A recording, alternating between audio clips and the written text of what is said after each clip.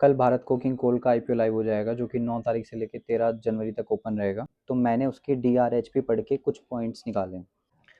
तो GDP growth और steel demand growth rate दोनों कोरिलेटेड होते हैं इंडिया में। जब भी जीडीपी बढ़ती है तो स्टील डिमांड भी बढ़ती है और स्टील डिमांड में चाहिए होता है कोकिंग कोल प्रोडक्शन के लिए। इंडिया सेकेंड लार्जेस्ट कंज्यूमर है कोल का despite Paris agreement. Paris agreement वो एग्रीमेंट है जिसमें इंडिया ने प्लेज किया है कि हम 2030 तक अपना जो टोटल एनर्जी रिक्वायरमेंट्स है उसको 50% फुलफिल करेंगे बाय रिन्यूएबल रिसोर्सेज और फॉसिल फ्यूल्स का हम डिक्रीज कर देंगे यूसेज। इसके बावजूद हम बहुत ही ज़्यादा तेज़ी से फॉसिल फ्यूल्स कंज्यूम कर रहे हैं। हमारी बाकी चीज़ें बढ़ रही हैं, बाकी हमारा प्रोपोर्शन ज़रूर बढ़ा है, बट ये हमारा एक तरीके से एक बैकलॉग है। मतलब टोटल वर्ल्ड में जितना कंज्यूम होता है ना उसका 13% हम कंज्यूम करते हैं इंडिया। और जो भी हमारा कोल है ना वो बेसिकली थर्मल पावर प्लांट्स में यूज़ होता है और ये इलेक्ट्रिसिटी जनरेट करने में यूज़ होता है जो कि 73% अकाउंट करता है। यानी कि जो भी इंडिया में 100% कोल प्रोड्यूस हुआ है उसका 73% सिर्फ इलेक्ट्रिसिटी जनरेशन में यूज़ हुआ है 2024 में। इंडिया में दो मेजर कोल प्रोड्यूसर्स हैं, CIL और SSCL। इसका तो मुझे फुल फॉर्म भी याद नहीं है, इसका याद है कोल इंडिया लिमिटेड। 313 ऑपरेटिंग माइंस हैं इसके पास में, इसके पास 40 ऑपरेटिंग माइंस हैं और ये दोनों 81% कोल प्रोडक्शन करते हैं अपना इंडिया में।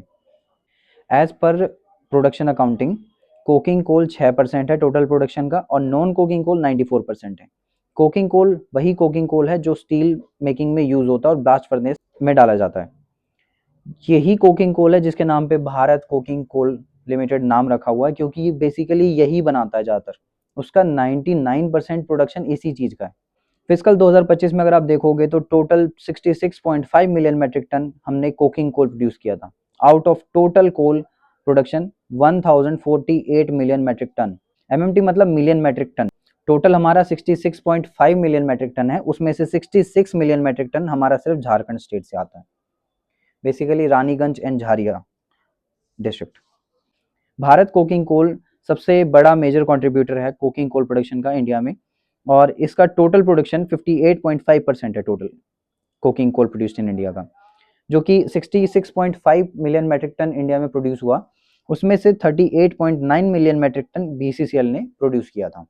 2025 में कोकिंग कोल की डिमांड थी 67 मिलियन मेट्रिक टन और 2035 तक ये बढ़ने की एक्सपेक्टेशन है कि 138 मिलियन मेट्रिक टन पहुंच जाएगी। कोकिंग कोल ज़्यादातर क्या है ना, सप्लाई ज़्यादा थी, डिमांड कम थी ज़्यादातर सालों में, but very limited coking coal ही यूज़ किया जाता है स्टील इंडस्ट्री में क्योंकि हमारा जो कोकिंग कोल है ना उसकी क्वालिटी बहुत इन्फीरियर है।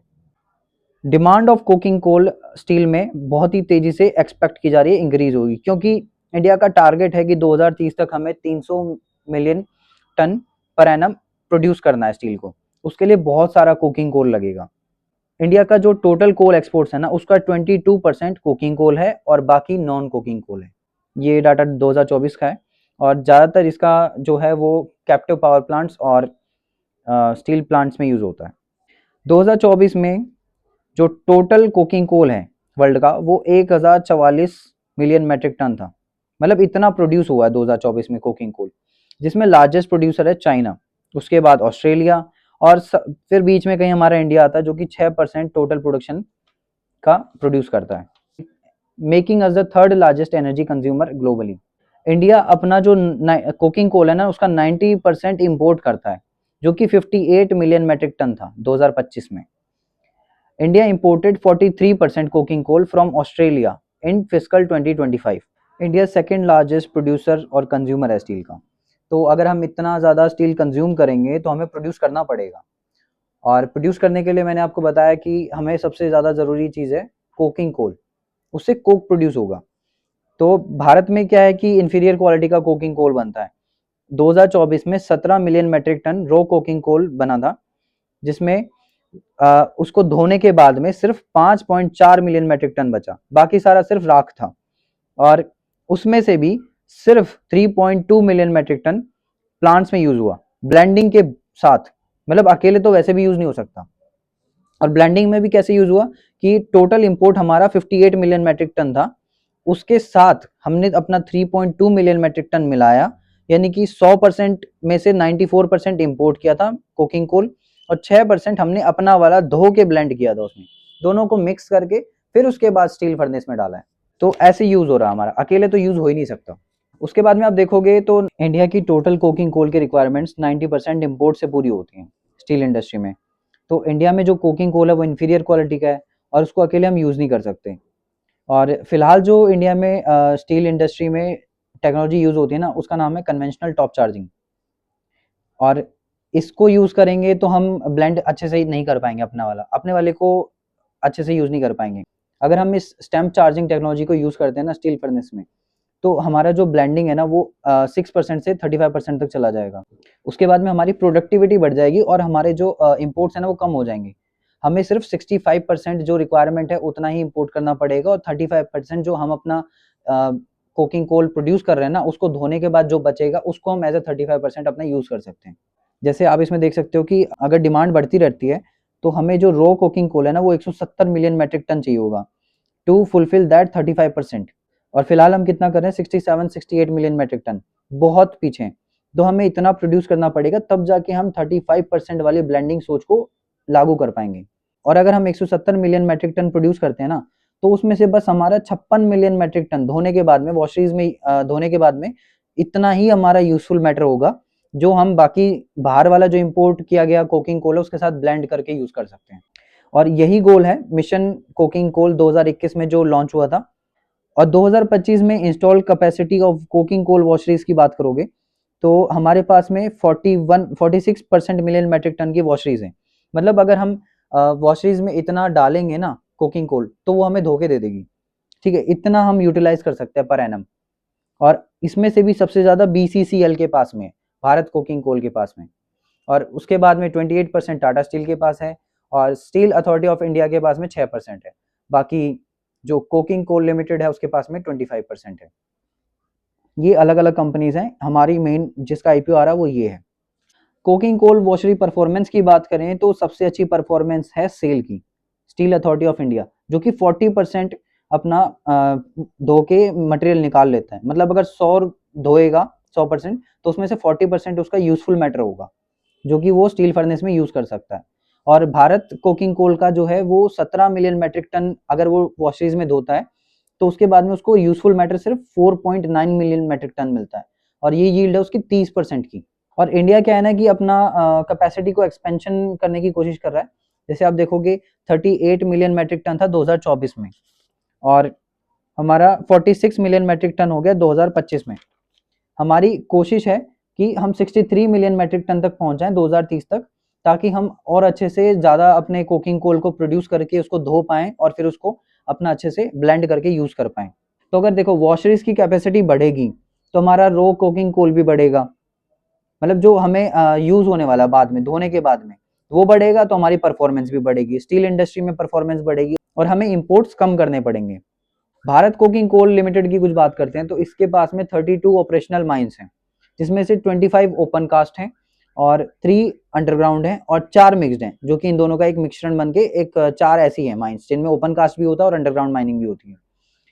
इसके बाद में इसके पास में जियोलॉजिकल रिसोर्सेज हैं 14,865 मिलियन मेट्रिक टन के, जिसमें से 7,910 मिलियन मेट्रिक टन सिर्फ कोकिंग कोल है। टोटल कोकिंग कोल के रिसोर्सेज इंडिया में एस्टिमेट किए गए थे 2024 में, तो वो निकल के आए थे 36.8 बिलियन टन्स। इतना है हमारे पास में एक एस्टिमेटेड कोकिंग कोल का रिसोर्सेज। इसमें से भारत कोकिंग कोल ओन करता है 7.91 बिलियन टन्स, ऑलमोस्ट 20-22% के आसपास में आता है। और ये कंपनी फिर सबसे बड़ा रो कोकिंग कोल रिसोर्स बन जाती है इंडिया में। बीसीसीएल के पास में 520 heavy earth moving machinery vehicles हैं, जो कि इन्होंने 2021 में ही डिप्लॉय करना स्टार्ट किया, मतलब हैवीली उसी पे अभी से काम स्टार्ट हुआ 2021 से। उससे पहले ज़्यादातर ये कन्वेंशनल यूसेज में लगे हुए थे, जो नॉर्मली लेबर पे काम करवा के लगता है। और इनके पास में टोटल करंटली 32,118 लोग हैं, employees, man power. Revenue BCCL का इंक्रीज कर रहा है 2.6% सीएजीआर से बिटवीन 2023 टू 2025 फाइनेंशियल ईयर। और कंपनी डेट फ्री है, कोई लॉन्ग टर्म बोरिंग नहीं है इस पे। और कंपनी क्या है कि जैसे मैंने पेरिस एग्रीमेंट की आपको बताई, तो हमें अपना जो कोल यूसेज है ना वो कम करना है टाइम के साथ, इसीलिए कंपनी क्या डाइवर्सिफाइंग कर रही है कोल बेड मेथेन में। ये एक नेचुरल गैस जैसा है जिसमें अगर हमारा चल जाता है तो बहुत ही बड़ा इसके पास में रिसोर्स है ये। लेकिन इसके पास में फिलहाल टेक्नोलॉजीज नहीं है उस चीज की, तो ये उस पर डेवलप कर रहा है, R&D कर रहा है और इम्पोर्ट्स भी करेगा शायद आने वाले टाइम में, जल्दी स्टार्ट करने वाला है इस चीज को भी। फिलहाल इससे कोई इसका रेवेन्यू नहीं है। और डिमांड की बात करें तो अगर डिमांड बढ़ रही है स्टील की, तो ये भी डिमांड, इसकी भी डिमांड बढ़ेगी। और हमारा साथ में आत्मनिर्भर का पुश है, उसके बाद में डाइवर्सिफाइंग, ये डाइवर्सिफाई भी कर रहा है, तो इसके लिए बहुत ही ज़्यादा पॉसिबिलिटीज़ है ग्रोथ की। आने वाले टाइम में बहुत अच्छे से ग्रो कर सकता है। इसका रेवेन्यू बहुत तेज़ी से बढ़ रहा है। अगर आप 2023 से लेकर 2025 तक देखोगे फुल फाइनेंशियल ईयर का, रेवेन्यू इसका 4.56% CAGR से बढ़ रहा है। एबिटदा इसका 62.58 CAGR से बढ़ रहा है, परसेंट CAGR। एबिटदा इसका 62.58% CAGR से बढ़ रहा है सेम पीरियड में।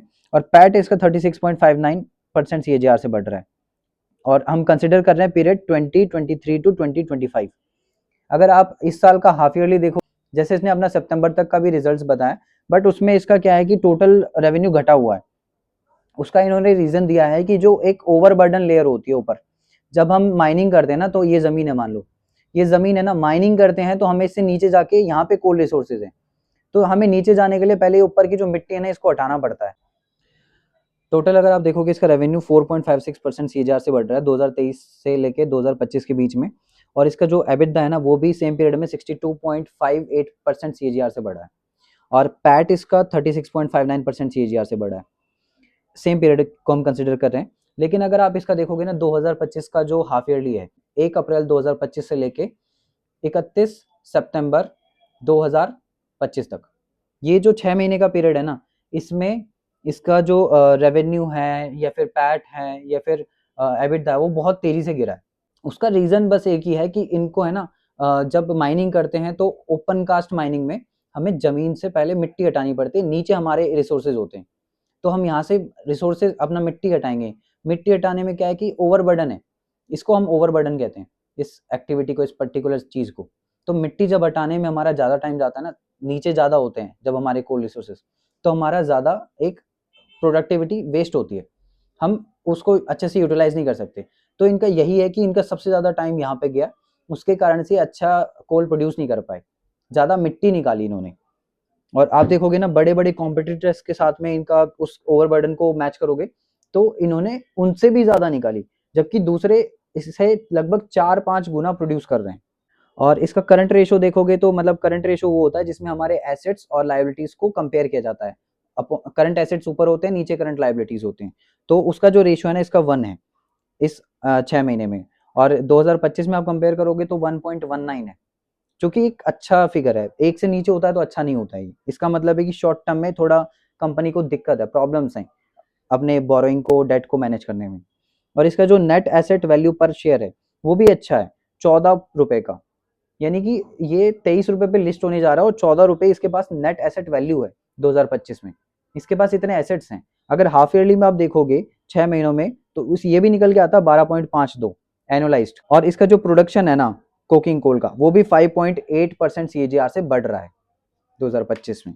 आउटपुट पर मैन शिफ्ट वो होता है कि एक वर्कर एक दिन में कितना टन प्रोड्यूस कर रहा है, वो एक आइडिया होता है।